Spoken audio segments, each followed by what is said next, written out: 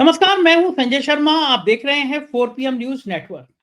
दिल्ली का चुनाव चरम पर है और प्रधानमंत्री जी, गृह मंत्री जी झूठ बोलने की फैक्ट्री खोल दिए हैं। और झुग्गी झोपड़ी वाले को मकान मिलेगा, भाई और बहनों लिख के रख लेना।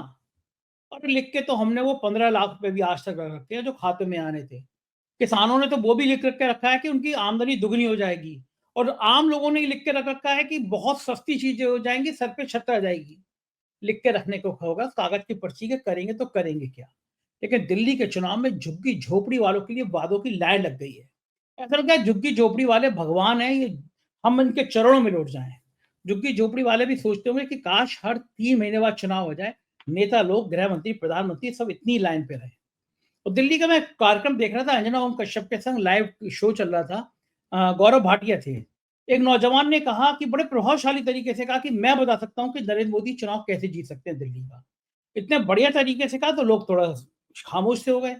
बोले एक ही सूरत है, वो नौजवान बोला गौरव भाटिया से, मोदी जी की दिल्ली चुनाव जीतने की एक ही सूरत है कि मोदी जी खुद आम आदमी पार्टी में शामिल हो जाए, चुनाव जीत जाएंगे। वो कहने का तरीका इतना था कि सुनेंगे तो आपको भी हंसी आ जाएगी। लेकिन दिल्ली की परिस्थितियां कुछ कुछ ऐसी हैं। तो ताजा सर्वे आया है, अभय द्विवेदी जी से बातचीत करते हुए अभय जी ने खुलासा किया। उस सर्वे में यह है कि 50% वोट लोग चाहते हैं कि केजरीवाल की सरकार वापस आ जाए और 47% लोग चाहते हैं कि ना आए, रिपीट ना हो।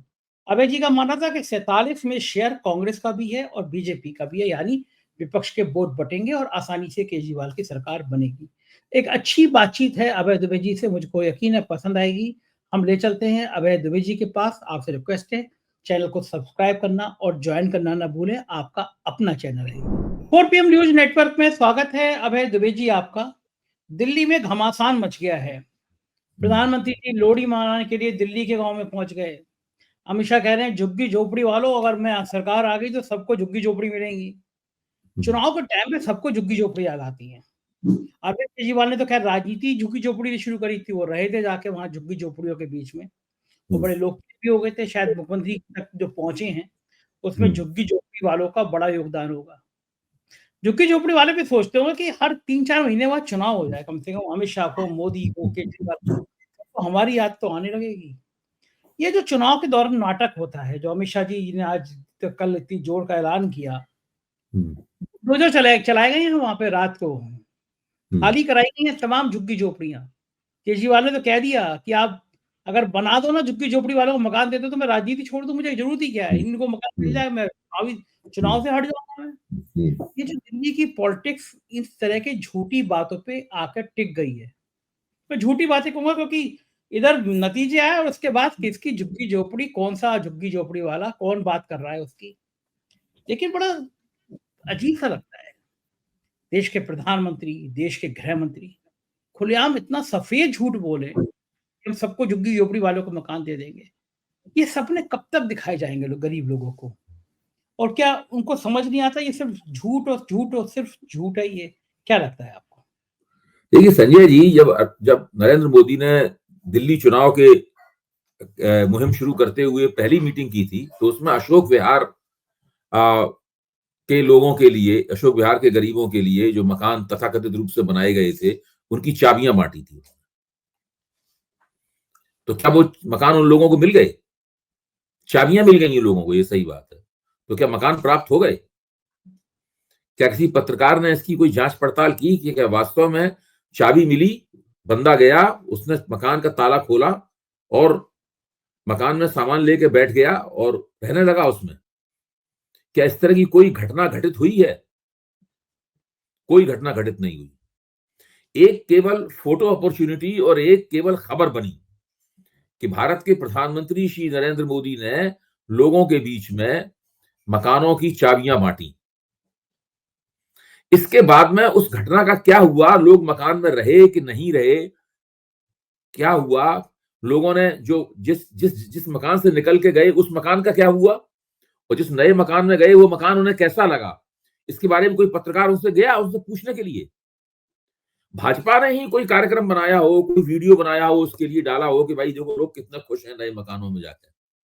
भारतीय जनता पार्टी ने भी ऐसा नहीं किया, जबकि भाजपा को इसका सीधा सीधा फायदा मिलता अगर भाजपा ये दिखाती। ये मैं इसलिए कह रहा हूं कि वो पहली मीटिंग में जो चाबियां बांटने वाला जो पूरा प्रकरण था, पूरा सीन था, वो सीन पूरी तरीके से मेरे अपने ख्याल से बोगस था। उसका कोई मतलब नहीं था। इस तरह की जब जहां कभी चुनाव होता है तो नरेंद्र मोदी बहुत सारे तोहफे जमा पहले से करके छोड़ते हैं। अखबारों में बड़ी निर्लज्जता के साथ में और टीवी में निर्लज्जता के साथ आता है कि प्रधानमंत्री तोहफे देंगे। जैसे प्रधानमंत्री ने खुद कहीं से कुछ पैसा कमाया हो और अपने पैसे से बाजार से कुछ तोहफे खरीद के लाए हो, जनता के बीच में सांता क्लास की तरह वितरित कर रहे हो। ऐसी स्थिति नहीं है। प्रधानमंत्री किसी को तोहफे नहीं देते हैं। ये प्रधानमंत्री का कर्तव्य है कि वो लोगों के विकास के लिए काम करें और योजनाएं बनाएं और उन योजनाओं की घोषणा करें, उनका उद्घाटन करें, उनका शिलान्यास करें और उन योजनाओं की प्रगति कैसी कितनी हो रही है इसका ध्यान रखें और बीच बीच में उसका एक सोशियो पॉलिटिकल ऑडिट भी हो, जनता के सामने उसका उसका वो भी आए। लेकिन ये सब कुछ भी नहीं होता है। अच्छा, क्या भारतीय जनता, दूसरा सवाल मेरा, क्या भारतीय जनता पार्टी को इस बात का कोई मुगालता है कि दिल्ली के झुग्गी झोपड़ी वाले उसको वोट देंगे? भाजपा जानती है कि वो नहीं देंगे उसको वोट। भाजपा जानती है कि दिल्ली का जो निम्न आय वर्ग है, जिनमें झुग्गी झोपड़ी वाले भी शामिल हैं, वो मुख्य तौर पर एक जमाने में कांग्रेस का वोटर था और आज के जमाने में वो अरविंद केजरीवाल का वोटर है। वो उनको वोट नहीं देंगे, बीजेपी को। और बीजेपी भी इस बात को जानती है। इसलिए बीजेपी चुनाव जीतने के लिए या आम आदमी पार्टी को टक्कर देने के लिए भरोसा कुछ दूसरे हथकंडों पर कर रही है और वो हथकंडे अभूतपूर्व हैं। भारतीय लोकतंत्र के इतिहास में ऐसा कभी भी नहीं हुआ जैसा दिल्ली में हो रहा है। आप देखिए, 7 तो भारतीय जनता पार्टी के दिल्ली में सांसद हैं, जो दिल्ली के ही सांसद हैं और जाहिर है हर सांसद की तरह दिल्ली में ही रहते हैं। उसके बाद में विभिन्न प्रदेशों के कुछ और सांसद और कई केंद्रीय मंत्री। उस समय मेरे ऐसे व्यक्ति को भी, जो पिछले 30-40 साल से राजनीति के सभी रंगों को देख रहा है, मुझे लगा कि बिल्कुल नया रंग देखने को मिल रहा है जब ये खबर मिली कि इन सांसदों के जो सरकारी आवास हैं और केंद्रीय मंत्रियों के भी जो सरकारी आवास हैं, उन आवासों से किसी आवास से 25, किसी आवास से 30, किसी से 35, किसी से 33, किसी से 16 वोट बनाने के उन पदों से आवेदन चुनाव आयोग को दिए गए। ये पूरी सूची आम आदमी पार्टी ने पेश की, अपनी तरफ से पेश की। जब पत्रकारों ने आम आदमी पार्टी के प्रवक्ताओं से पूछा, खासतौर से संजय सिंह से और संदीप पाठक से, जो उनके राज्यसभा सदस्य हैं, उनसे पूछा कि अगर आपका ये आरोप गलत निकला तो क्या आप जनता से माफी मांगेंगे? तो उन्होंने कहा कि भाई, हम माफी मांगना तो बहुत छोटी बात है, हम तो इन आरोपों के आधार पर अपनी शिकायत चुनाव आयोग को दे आए हैं और ये चुनाव आयोग से ही हमें ये तथ्य प्राप्त हुए हैं जो हम लोगों आपके सामने रख रहे हैं। तो राजस्थान के नेता सीपी जोशी ने कहा कि भाई, बहुत सारे जो सांसदों के आवास होते हैं, मंत्रियों के आवास होते हैं, उसमें निर्वाचन क्षेत्र के लोग कुछ रहते हैं। वहां पर निर्वाचन क्षेत्र के लोग आते हैं, वहां टिकते हैं, कोई इलाज कराने आता है, कोई घूमने के लिए आता है, कोई दाखिला कराने के लिए आता है, तो वो आके चले जाते हैं। वो दिल्ली के स्थायी वासी नहीं है, वो दिल्ली के वोटर नहीं बन सकते। और अगर वो लंबे अरसे से वहां पर रह रहे हैं तो उन्हें वोटर पहले ही बन जाना चाहिए था। उन्हें पिछले चुनाव में ही वोट डालना चाहिए था, उन्हें लोकसभा चुनाव में भी वोट डालना चाहिए था। और सवाल ये है कि एक घर के अंदर 33 लोग कैसे रह सकते हैं? 33 ऐसे लोग जिसके नाम घर आवंटित है, उसके परिवार के सदस्य नहीं है। 25 लोग कैसे रह सकते हैं? सरकारी मकान में परमानेंट रह भी नहीं सकते। मुझे पता है। वहां से आप निर्लज्जता देखिए। वहां से उस पते को आधार बनाकर चुनाव आयोग में वोटर लिस्ट में नाम जुड़वाने की अर्जी दी गई है। अब आदेश रावल, जानते हैं, हम और आप दोनों के प्रतिष्ठित पत्रकार हैं, स्थापित पत्रकार हैं आदेश रावल ने अपना तजुर्बा सुनाया। उन्होंने बताया कि भाई, हम पिछले लंबे अरसे से मैं दिल्ली में रह रहा हूं, कई साल से, तो मैंने सोचा दिल्ली में वोट नहीं था मेरा, मैं वोट बनवा लूं। तो उन्होंने चुनाव आयोग को अर्जी दी कि भाई दिल्ली में हमारा वोट बनवा, ये किराए पे रहते हैं और किराए और मकान मालिक से उनका जो रेंट एग्रीमेंट है, जो किराएदार का करारनामा होता है, किराएनामा जो है वो उनका है उनका। तो चुनाव आयोग की तरफ से उनके पास फोन आया कि हम लोग इस बात पे विचार कर रहे हैं कि किराएनामे के आधार पर आपको वोटर बनाया जाए या न बनाया जाए। आप सोचिए, एक प्रतिष्ठित पत्रकार, इसको सब लोग जानते हैं, जो टीवी पे आता है, जो अखबारों में लिखता है, अभी से नहीं काफी दिनों से, वो उसको चुनाव आयोग कह रहा है कि किराएनामे के आधार पर आपको वोट बनाया जाए न बनाया जाए, वोटर बनाया जाए न बनाया जाए, इसके ऊपर हम गौर कर रहे हैं। और वो लोग जो एक एक सांसद के घर में, मंत्री घर में 30-30, 35-35, 25-25 लोग रह रहे हैं, उनसे जो अर्जियां जा रहे हैं, उसके बारे में चुनाव आयोग हमें कुछ नहीं बताता कि वो अर्जियां कैसे आई हैं, क्या उन अर्जियों को उसने समरीली रिजेक्ट कर दिया है या उन अर्जियों को स्वीकार कर लिया है, या कोई जांच पड़ताल चल रही है, या वहां फोन करके पूछा गया है कि भाई ये कौन लोग हैं, क्या चुनाव आयोग का व्यक्ति गया है, क्या ये बीएलओ नाम का जो पदेन व्यक्ति होता है, वो वहां पर गया है, वहां पर उसने पूछा है कि क्या ये लोग यहाँ पर रहते हैं, कोई तस्दीक की गई है, कुछ पता नहीं है। अगर आम आदमी पार्टी इसका पता नहीं लगाती और उसका भंडा नहीं फोड़ती तो हमें पता ही नहीं चलता। ये तमाम लोग जो है उस एक पते पर दिल्ली के चुनाव में फरवरी के वोट डाल आए होते, बोगस वोट। मैंने कल रात को गेम और चेंजर, उनको चुनाव नतीजों को उन वोटों ने प्रभावित कर दिया होता। कल रात को मैंने गेम चेंजर बोर्ड पिक्चर देखी। उस पिक्चर में यही सीन था, जो विलेन था, मिनिस्टर बना था, चीफ मिनिस्टर बना था, अपनी कॉन्स्टिट्यूंसी में बोगस वोट बनवाता है और वो बोगस वोट डाल के आया। तो मुझे दिल्ली की याद आती रही पिक्चर में। मैं कहता हूँ पिक्चर गेम चेंजर में वो वहां दिल्ली में भी चल रहा है कि बोगस वोट बनवाओ, बोगस वोट बनवाओ। केजरीवाल ने तो कई हजार वोटों का बताया कि ये रामचरण तेजा की फिल्म है शायद ना, गेम चेंजर। शायद हाँ, रामचरण तेजा की फिल्म। तो वो जो है कल, लेकिन बड़े दिनों बाद अच्छा लगा। अब ये जो देखिए, हम और आप दोनों जानते हैं कि थोड़े कुछ वोट जुड़वाने, कुछ वोट कटवाने का हथकंडा चुनाव प्रबंधन का एक हिस्सा है और ये हमेशा से होता रहा है। जिसका असर होता है वो थोड़े बहुत वोट जुड़वाता और कटवाता है, लेकिन अब ये इस स्तर तक पहुंच जाएगा, इसकी हमें कल्पना नहीं हुई थी। इसको असल में चुनाव जीतने की मुख्य रणनीति के तौर पर इसका प्रयोग किया जा रहा है। चुनाव ही ऐसे जीतेंगे बोगस वोट बनवा के। हाँ, इस तरह पर। अब उसमें क्या है कि दिल्ली के निर्वाचन क्षेत्र छोटे छोटे, जिस निर्वाचन क्षेत्र में 7,000 से 10,000 के बीच में फैसला हुआ चुनाव का, उस निर्वाचन क्षेत्र में अगर आप 10,000 वोट कटवा दें या 10,000 वोट जुड़वा दें तो आप उस फैसले को बदल सकते हैं। बदल गया, पूरा चुनाव बदल गया, पूरा चुनाव बदल जाएगा। तो ये सब दिल्ली में हो रहा। मुझे नहीं पता आम आदमी पार्टी किस हद तक इसकी काट कर पाएगी।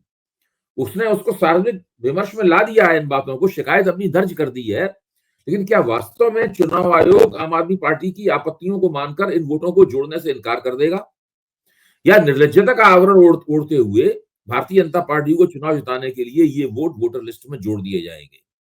मुझे इसके बारे में कोई जानकारी नहीं है और आम आदमी पार्टी आगे इस बात को आगे कहां तक ले जाएगी ये नहीं पता है। 17 तारीख आखिरी तारीख है।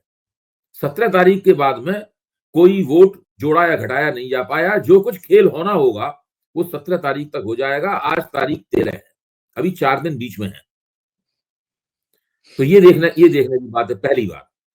दूसरी बात, चूंकि दिल्ली के चुनाव संबंधी आपका प्रश्न है, तो अभी मैं यशवंत देशमुख के सी वोटर का ट्रैकर है, उसके कुछ आंकड़ों के बारे में चर्चा हो रही थी, उस चर्चा को सुन रहा था। तो उसमें यशवंत देशमुख 2 सवाल पूछते हैं लोगों से। एक सवाल यह है कि क्या अरविंद केजरीवाल की सरकार रहनी चाहिए या जानी चाहिए, बदलनी चाहिए? एक सवाल तो यह है। दूसरा सवाल यह है कि मुख्यमंत्री के तौर पर आपकी पसंद कौन है? ये 2 सवाल है। तो पहले सवाल के जवाब में नतीजा ये आता है कि करीब 50%, 49-50% लोग जो है वो कह रहे हैं कि अरविंद केजरीवाल की सरकार रहनी चाहिए तीसरी बार भी, और 47% लोग कह रहे हैं कि सरकार को जाना चाहिए। तो 3% का फर्क है सरकार को रहने के बारे में और जाने के बीच में। 3% का फर्क है। तो जब यशवंत देशमुख उसका विश्लेषण करते हैं, वो विश्लेषण दिलचस्प है, मैं 4PM के जो दर्शकों से साझा करना चाहता हूं। वो उस विश्लेषण में कहते ये है कि पहली बात, दो बातें कहते हैं विश्लेषण में। पहली बात तो यह है कि 10 साल तक जो सरकार बनी हुई है, और जाहिर है उसके खिलाफ कुछ ना कुछ एंटी इनकम्बेंसी भी होगी, और उसके ऊपर सरकार का कितना बड़ा, केंद्र सरकार का कितना बड़ा हमला है वो भी सब लोग जानते हैं। इसके बावजूद भी आज दिल्ली में 100 में 50 वोटर कह रहे हैं कि आम आदमी पार्टी की सरकार बने रहने योग्य है। ये एक बहुत बड़ा श्रेय जो है वो अरविंद केजरीवाल और उनकी टीम को जाता है। पहली बात तो वो ये कह रहे हैं। दूसरी बात वो ये कह रहे हैं कि ठीक है, 47 वोटर चाहते हैं कि आम आदमी पार्टी की सरकार बदल जाए, और वो बदलने के लिए वोट करना चाहते हैं उसको, लेकिन इसकी कोई गारंटी नहीं है कि वो 47 वोट एक ही पार्टी को मिलेंगे। दरअसल वो 47 वोट दो भागों में बटेंगे। एक भाग बड़ा होगा जो भारतीय जनता पार्टी को मिलेगा, एक भाग छोटा होगा जो कांग्रेस को मिलेगा। कांग्रेस को पिछले चुनाव में 4.25% वोट मिले थे। अब वो वोट कांग्रेस बढ़ाएगी, थोड़े बहुत वोट, इतनी घोषणाएं वगैरह कर रही है, कोशिश कुछ कर रहे हैं, कुछ ना कुछ तो वोट बढ़ेंगे उसके। अगर मान लीजिए उस कांग्रेस को 6% वोट मिले, 7% वोट मिले, 8% वोट मिले, यहां तक कांग्रेस को वोट मिले, तो ये सारे वोट इसी एंटी इनकम्बेंसी में से निकलकर कांग्रेस को मिलेंगे। ये आईडी बात है। तो इसका मतलब ये है कि पक्ष जो है ना उसमें आम आदमी पार्टी का ही मजबूत होगा, क्योंकि आम आदमी पार्टी को जो रखना चाहते हैं वो सारे वोट तो आम आदमी पार्टी को मिलेंगे। वहां तो कोई उन वोटों को हिस्सा बटाने वाला कोई है नहीं, लेकिन उसके एंटी इनकम्बेंसी वाले वोट जो है वो बट जाएंगे। ये एक सबसे बड़ी समस्या है जिसका गैर आम आदमी पार्टी विपक्ष जो है दिल्ली में सामना कर रहा है। अब एक ही तरीका हो सकता है कि कांग्रेस और भारतीय जनता पार्टी घोषित रूप से गठजोड़ कर लें। घोषित रूप से करवा देंगे, अगर घोषित रूप से गठजोड़ नहीं कराएंगे तो वोट फिर एक मंच पे एक ध्रुव पे नहीं आएंगे, उसका परमानेंट बंद हो जाएगी कांग्रेस। आला पड़ जाएगा। यार बीजेपी में भी बहुत बड़ा लांछन आएगा। हम लोगों ने पहले पेज पे आज कल 4PM पे छापा भी है अरविंद केजरीवाल का इंटरव्यू, तो उसमें हेडिंग यही है, केजरीवाल ने हमसे कहा था कि भाजपा और कांग्रेस मिलकर मुझे हराना चाहती है। केजरीवाल तो कह ही रहे हैं कि मुझे हराने के लिए कांग्रेस और नहीं, मैं तो केजरीवाल क्या कह रहे हैं इसको छोड़ दीजिए एक बार। मेरा निवेदन ये है कि ये जो आंकड़ा है इस आंकड़े के ऊपर गौर कीजिए। हाँ, बात एक तो ये स्थिति है जिससे अभी तक लगता है कि केजरीवाल का जो जादू है दिल्ली में वो अभी फिलहाल रहने वाला है। दूसरा, उसी ट्रैकर का एक दूसरा पहलू मैं आपको बताता हूँ। इससे मतलब इस तरह से विचार करने से दिमाग साफ होता है कि भाई होने क्या जा रहा है। दूसरा पहलू यह है कि जब लोगों से पूछा गया कि आपका कौन होगा, आप किसको चाहते हैं कि वो बने मुख्यमंत्री, तो 100 में 47 लोग कह रहे हैं कि अरविंद केजरीवाल को मुख्यमंत्री बनना चाहिए। और अजय माकन जो कांग्रेस के उम्मीदवार हैं उनको कह रहे हैं केवल 2% लोग। भाजपा के लिए कह रहे हैं केवल 15 या 16% लोग भाजपा के लिए कह रहे हैं। तो अब देखिए कोई इसमें कोई आपस में कोई तुलना ही नहीं है कोई। ये लोग कहीं अरविंद केजरीवाल के दूर दूर तक नहीं पास फटक पा रहे हैं। इनके पास ना कोई चेहरा है, कुछ भी नहीं है इनके पास। दरअसल देखा जाए नेतृत्व तो है ही नहीं इनके पास। अगर दिल्ली विधानसभा चुनाव के संदर्भ में देखा जाए तो दोनों ही पार्टियां नेतृत्व विहीन पार्टियां हैं। अच्छा, ये जो स्थिति है इससे आम आदमी पार्टी की दावेदारी मजबूत हो जाती है, कम से कम इन आंकड़ों के विश्लेषण से तो यही लगता है। अच्छा अभय जी, केजरीवाल ने ऐसा क्या चीज है कि 2 बार ऐसा हो गया और उसके बावजूद भी अगर 50% लोग मान रहे हैं कि केजरीवाल की सरकार आना चाहिए, तो ऐसे क्या चीज नुस्खा है जो? देखिए, एक तो सबसे बड़ी बात यह है कि ये जो आरोप प्रत्यारोप जो लगाए जाते हैं, गिरफ्तारियां हुई हैं, मुकदमे चले हैं, जमानतें हुई हैं, भारतीय जनता पार्टी दिन रात कहती है कि आप बेईमान हैं, दिन रात कहती है कि आप भ्रष्ट हैं। आम लोगों, वो ट्रैकर ये भी बताता है, आम लोगों से पूछता है तो लोग कहते हैं कि ये सब राजनीतिक आरोप प्रत्यारोप ज्यादा कर दिया बीजेपी ने। हाँ, नहीं ये राजनीतिक, देखिए ऐसा होता है कि भ्रष्टाचार का मुद्दा तब प्रभावी होता है जब वो आम लोगों को तंग करने लगता है। जो कर्नाटक में हुआ था। जब कर्नाटक में कांग्रेस ने भाजपा पे आरोप लगाया कि 40% कमीशन की सरकार है, तो लोगों ने उस बात को मान लिया, क्योंकि वो लोगों तक बात पहुंच गई थी।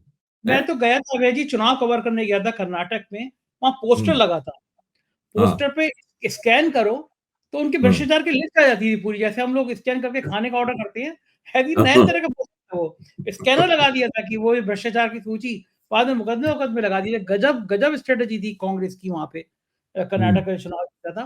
प्रधानमंत्री ने वहां भी कहा था बजरंगबली का नाम लगा के वोट दे के आना, तो उन्होंने बजरंगबली का नाम लिया, वोट कांग्रेस को दिया है, क्योंकि प्रधानमंत्री ने कहा नहीं था कि बजरंगबली का नाम लेके मुझे ही वोट देना। दिल्ली में अभी तक बजरंगबली नहीं आए हैं, क्यों नहीं आए होंगे अभी तक? आएंगे, अभी बजरंगबली आएंगे, रामचंद्र जी आएंगे, सब आएंगे दिल्ली में, सबका आगमन होगा। अभी मुसलमानों का आगमन होगा दिल्ली चुनाव में, अभी तो हुआ नहीं, शुरू नहीं हुआ है, सब होगा। आप देखना आखिरी हफ्ते में गदर कट जाएगा दिल्ली में, तड़का लगे, ऐसी ऐसी घिनौनी बातें होंगी, इसकी कोई सीमा नहीं है। गजब है, देश की राजधानी से भी ऐसी तस्वीरें सामने आएंगी। पिछली बार नहीं हुआ था, आपको याद है, गोली मारो सालों को, दिल्ली से ही नारा सुना गया था, देश के गद्दारों को, माननीय अनुराग ठाकुर, वो सब दिल्ली में ही हुआ था। बिहार के चुनाव में 2015 में चुनाव के आखिर में खुद अमित शाह ने जाके कहा था कि वो पाकिस्तान में पटाखे छूटेंगे अगर यहाँ पे महागठबंधन जीत गया। फिर दिल्ली में अमित शाह ने और उनके लोगों ने ये कहा था कि खुशियां कि इतनी जोर से बटन दबाओ कि शाहीन बाग तक करंट लगे, ये सब बोला गया था, नहीं बोला गया था? अभी इंतजार है उसका कि वो पर्दे अरे बिल्कुल, सब कुछ होगा, आप पहले से तैयार रहिए, सब कुछ होगा। आप कह रहे हैं कि राजीव कुमार को देखना है कि वो प्रमुख सचिव जो हैं चुनाव आयोग, वो मुख्य सचिव काटेंगे नहीं काटेंगे, चुनाव आयोग, प्रमुख चुनाव आयोग सूची जोड़ेंगे नहीं जोड़ेंगे। आपको अभी भी राजीव कुमार से उम्मीद है? रिटायर होने जा रहे हैं, फिर प्रधानमंत्री जी उनको कुछ ना कुछ तोहफा देंगे, राज्यसभा भेज सकते हैं, तो वो जाते जाते मुझे उम्मीद वगैरह नहीं है। मैं तो ये कह रहा हूं कि इस बात की पोल खोल गई है, आम आदमी पार्टी ने इसकी पोल खोल दी है, प्रेस कॉन्फ्रेंस करके सबके सामने रख दिया है, चुनाव आयोग को लिख के अर्जी दे दी है। अब आप क्या करेंगे? अगर कुछ नहीं होता ये, तो चुपचाप तो उन्होंने जोड़ ही लिए होते वोट, वो तो मुझे 100% यकीन है। इस मामले में राजीव कुमार जी बहुत ही प्रतिभाशाली हैं। जाते जाते ये अच्छा, कांग्रेस का क्या प्लान है? ये कांग्रेस का दिल्ली प्लान क्या है? देखिए, कांग्रेस के हाथ में कुछ नहीं है। कांग्रेस तो चुनाव जीतना चाहती है कि शीला दीक्षित का जमाना वापस लौट आए, कांग्रेस चाहती है, लेकिन वैसे सोचने से तो कहीं नहीं होता है, कुछ नहीं होता है। इसमें कोई शक की बात नहीं कि जो भ्रष्टाचार विरोधी आंदोलन में कांग्रेस के खिलाफ जो एक माहौल बना था, उस माहौल का असर विधानसभा चुनाव पर भी हुआ, और शीला दीक्षित के शासन की जो अच्छी बातें थी वो भी पीछे छूट गई, और वो लोग बुरी तरह हार गए। मतलब 2013 में ही अरविंद केजरीवाल ने नई दिल्ली से चुनाव में ही शीला दीक्षित को हरा दिया था चुनाव में। उसके बाद से शीला दीक्षित की राजनीति तकरीबन खत्म हो गई। लोकसभा चुनाव में कुछ कुछ वो करवट लेती थी, लेकिन उसकी वो भी नहीं चली। फिर एक बार उत्तर प्रदेश में शीला दीक्षित को मुख्यमंत्री पद का चेहरा बनाया गया, लेकिन वो एक हफ्ते बाद कांग्रेस ने अपनी रणनीति ही बदल दी उसमें। उसके बाद शीला दीक्षित का नाम इतिहास का हिस्सा बन गया। अब संदीप दीक्षित कोशिश कर रहे हैं उस नाम को दोबारा, उनके नाम पर वोट मांग रहे हैं, घूम रहे हैं नई दिल्ली में। देखिए क्या होता है। मैं मानता हूं कि शीला दीक्षित दिल्ली की एक ऐसी मुख्यमंत्री थी, अभी भी दिल्ली वालों से जब पूछा जाता है तो वो उनका नाम लेते हैं, ऐसी बात नहीं है। क्यों? भाजपा का भी कभी कोई दिल्ली में मुख्यमंत्री था तो किसी को याद ही नहीं रह गया। इतना दिन हो गए भाजपा को हारते हारते। मदन लाल खुराना मुख्यमंत्री थे, साहब सिंह वर्मा मुख्यमंत्री थे, सुषमा स्वराज मुख्यमंत्री थी, ये तो याद ही नहीं है किसी को। मुख्यमंत्री तो लोगों को दो ही याद हैं, अरविंद केजरीवाल जो कभी मुख्यमंत्री कुछ दिन पहले तक थे, अभी मुख्यमंत्री पद के दावेदार हैं, और शीला दीक्षित, तो दो ही है। तो ये स्थिति है। कांग्रेस, देखिए मैं कई बार इस बात को कह चुका हूं, कांग्रेस अगर अपने वोटों को 7-8% तक ही बढ़ा पाई तो वो एंटी इनकम्बेंसी के वोटों को बांट देगी, और भारतीय जनता पार्टी की चुनाव जीतने की जो मंशा है वो नाकाम हो जाएगी, और आम आदमी पार्टी तीसरी बार चुनाव जीत जाएगी। अगर कांग्रेस अपने वोटों को बढ़ाकर 15-16% तक ले जा पाई, यानी उसने 4 गुना 5 गुना वोटों को बढ़ाया आपने, तब वो भारतीय जनता पार्टी को चुनाव जीतने में मदद करेगी। खुद नहीं बना पाएगी। अगर कांग्रेस ने 25% तक अपने वोटों को बढ़ा लिया, 10% और बढ़ा दिया कांग्रेस ने वोटों को, तो 2013 में जो स्थिति थी, इसमें त्रिशंकु विधानसभा हो गई थी, वो स्थिति बनेगी। और अगर कांग्रेस 40% प्लस में वोट ले गई अपने, तो शीला दीक्षित का जमाना वापस आ जाएगा। बिल्कुल ठीक बात है। मैं देख रहा था हम कि लोग कॉमन सेंस से खुद ही सोच सकते हैं, सामान्य ज्ञान से, कि कांग्रेस क्या कर सकती है और क्या नहीं कर सकती। क्या कर सकती है, ठीक बात है। मैं गौरव भाटिया के संग एक अंजना कश्यप का शो चल रहा था पब्लिक का, मैं वो देख रहा था। उसमें एक नौजवान खड़ा बोल रहा था, उसने अंजना कश्यप गौरव भाटिया गौरव भाटिया जी, मैं आपको बता सकता हूँ कि नरेंद्र मोदी जी दिल्ली का चुनाव कैसे जीत सकते हैं। सब एकदम साइलेंट हो गया, तो प्रभावशाली लड़का लग रहा था वो। तो अंजना कश्यप ने उनसे पूछा कि बताइए कैसे जीत सकते हैं। तो लड़के ने बड़े बहुत शाली तरीके से कहा कि एक ही सूरत है प्रधानमंत्री मोदी जी का दिल्ली का चुनाव जीतने की, कि मोदी जी आम आदमी पार्टी में शामिल हो जाए। उसके कहने स्टाइल से मुझे इतनी हंसी आई, क्योंकि इसके अलावा कोई है ही नहीं आम आदमी पार्टी का जो दिल्ली में माहौल है कि मोदी जी खुद आम आदमी पार्टी में आ जाए तो मोदी जी चुनाव जीत जाएंगे, वरना वहां मोदी जीतेंगे नहीं। तो क्या असर हुआ लोगों के ऊपर? तो अब सोचिए, आज तक पे लाइव है तो बेचारी, तो उनको लगाओ तो गड़बड़ हो गया मामला, लेकिन लाइव है तो चला गया तो कट भी नहीं सकता। बाकी सुजी चौधरी का शो तो काट पीट लेते वो, लेकिन इसमें तो चला गया तो चला गया। एक आखिरी सवाल अभय जी, अगर दिल्ली का चुनाव बीजेपी बुरी तरह हारती है तो प्रधानमंत्री छवि पे कितना असर पड़ेगा? नहीं, देखिए, मैं नहीं मानता हूं कि दिल्ली का चुनाव हारने से प्रधानमंत्री की छवि पर असर पड़ेगा। हाँ, वो पहले भी दो चुनाव विधानसभा के प्रधानमंत्री काफी कोशिशों के बावजूद हार चुके हैं और काफी बुरी तरह हारे हैं। दिल्ली के चुनाव में भाजपा कोई छोटी मोटी हार नहीं नसीब हुई है भाजपा को। एक बार 3 सीटें मिली थी, एक बार 8 सीटें मिली। अगर भाजपा महाराष्ट्र और हरियाणा के भी चुनाव हार जाती, फिर दिल्ली का चुनाव हारती, तो फिर वो काफी मुश्किल बात होती। लेकिन अब अगर भाजपा के अगर प्रधानमंत्री के नेतृत्व के ऊपर सवालिया निशान लगना है, तो उन्हें दिल्ली का चुनाव हारना होगा, उन्हें बिहार का भी चुनाव हारना होगा, और आगे भी विधानसभा के चुनावों में उनको थोड़ा सा उनका प्रदर्शन कमजोर रहेगा, तब वो असर पड़ेगा। मेरे ख्याल से हरियाणा और महाराष्ट्र जीत के भारतीय जनता पार्टी ने खासी उस लिहाज से रिकवरी कर ली है और मोदी को पैर टिकाने की गुंजाइश मिल गई है उसमें। बिल्कुल ठीक बात है। बहुत बहुत शुक्रिया अभय जी, आपने इतना समय दिया, थैंक यू सर। ये थे अभय दुबे जी, और बहुत लॉजिक तरीके से, बहुत तर्कपूर्ण तरीके से इन्होंने आपको समझाया। मुझको यकीन है बातचीत हर बार की तरह आपको पसंद आई होगी। आपने जो प्यार दे रहे हैं वो मेरे लिए अभूतपूर्व है। बहुत बहुत धन्यवाद इस प्यार के लिए।